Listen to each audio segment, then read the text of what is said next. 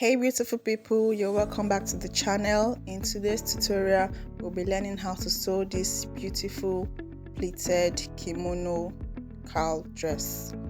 My name is Naomi and you're welcome to my channel, Sew with Naomi. Please do well to subscribe. Okay, so for this video we'll be doing the freehand method. That is, we'll be drafting directly on our fabric. I'll be posting the pattern drafting method later, but this video will be doing the freehand method. So I'll be using this paper to show us how to fold our fabric, because we'll be folding our fabric on bias. So the measurements needed are your waist measurements. For the lower parts, you need your waist measurements, your hip measurements, and the length of the dress. So when you take your full length, you subtract your half length from the full length, and then you get what you'll be using for the skirt part. So we'll be cutting the four together, and what you want to do is fold your fabric into two and then fold like a triangle. So the upper part will serve as our waistline, then the side that has an opening will serve as the center front and the center back, and the closed part will serve as our sides. Now if you notice, this dress does not have a side seam.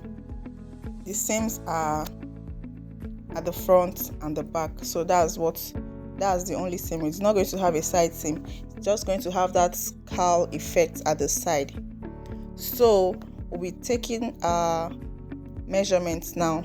For the waist, we are going to be using our waist circumference divided by 4. Then we are going to multiply what we get by 3, so we could have enough to pleat. So the waist we are working with is 30 inches. 30 inches divided by 4 is 7.5. When you multiply that by 3, you get 22.5. So I'm going to put 22.5 on the waistline. Then I'm going to add 1 inch extra for the seam allowance for the front and the back. It's also going to have a zipper at the back, so the 1 inch is also going to serve as the zipper allowance at the back. So on the waistline, I'm going to have 23.5 there. Then I'm going to also mark like a dart for the cowl effect on the side. For that, to get what we need, what we are going to use for that measurement, we are going to get the difference between our hip and our waist measurements. Now my hip measurement is 42 and 1/4 of that is 10.5, and then my waist measurement is 30 and 1/4 of that is 7.5. so we are going to subtract it. So we'll take away 7.5 from 10.5, then we have 3 inches. So I'm just going to add extra 3 inches to it, so that will be 6. Then we are going to come down by your hip, waist to hip line, and just form that dart. We are going to be cutting that off later on. Next thing we want to do now is get the length of our dress. The length of our dress of the skirt part I'm using is 42 inches. I'm going to be adding extra 2 inches for hemming the down and joining the waist back to the top. So I added extra 2 inches, that I measured 44 inches. Now at the hem, we are going to be imputing our waist measurement, 1/4 of our waist circumference, for us to get that pencil shape at the hem. So we'll be putting the 1/4 of your waist circumference plus 1 inch for the seam allowance. So I have 8.5 at that point, and I'll go ahead and make a connecting line back to the upper part, and then we'll be cutting this off. Okay, so if you've watched up until this point, do well to give this video a thumbs up, drop a comment. Most importantly, please do well to subscribe and share this video so that others can as well benefit from it. After cutting the sides, we are going to go and join. So we have 4 pieces here. And then remember that we are joining only at the center front and the center back. So the first thing you want to do is go and close that line that will be forming the cowl effect That's the point. I'll be making that the side to drape a bit. So we'll go ahead and join that on both sides, and then we'll join also the center front and the center back. So you place the fabric on each other and join it at the center front and the center back. So for the waist, we are going to be making pleats. So from the center, we are going to make pleats and make sure that this part comes back to 7.5, because our full front should be 15 inches. So we should have 7.5 on each side of the front. So we are going to be pleating the sides to come back to that 1/4 of our waist measurement, which is 7.5.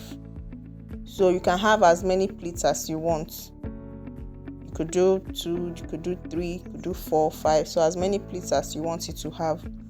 Just make sure you pleat it back to the 1/4 of your waist measurement. So you just take you pleat in. There's no exact measurement for this pleating.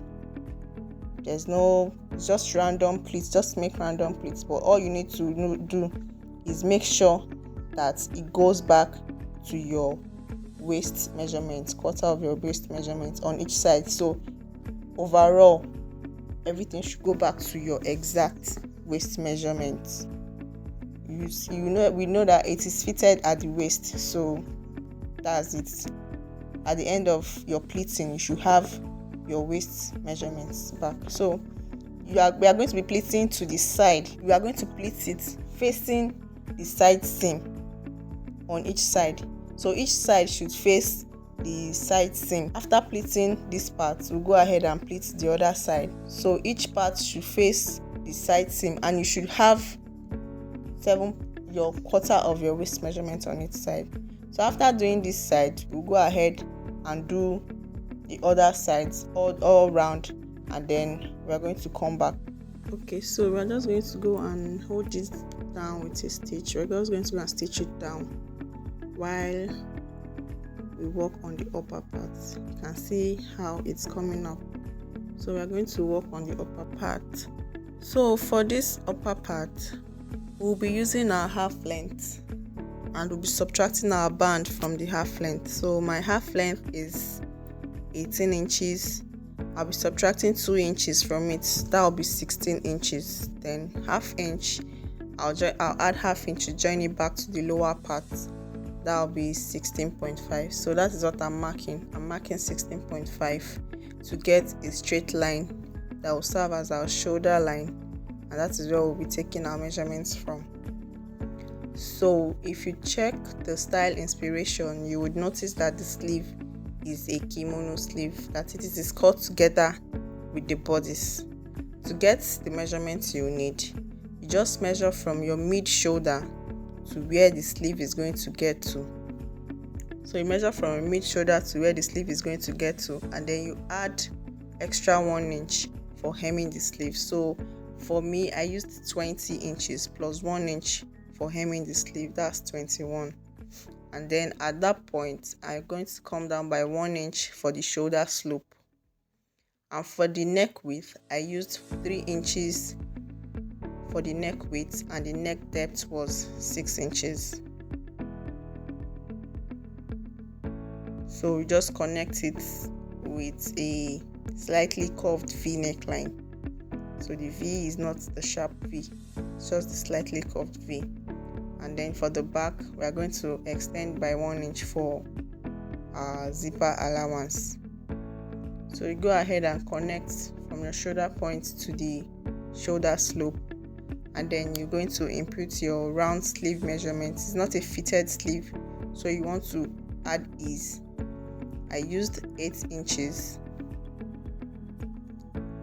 Then from that point, you connect it back to the shoulder, and then we're going to go in by 2 inches. Go in by 2 inches and just connect it down and curve the armhole. So the waist has pleats too, so we're not going to be using our exact waist measurement. This is just what we are going to use at the waist. Then we are going to add 1 inch for our zipper allowance at the back.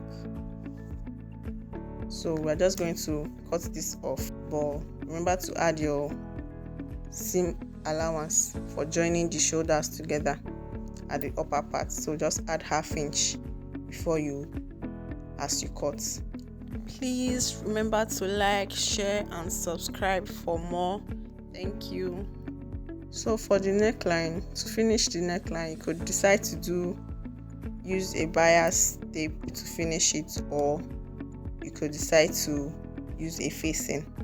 For this one, I'll be doing a facing.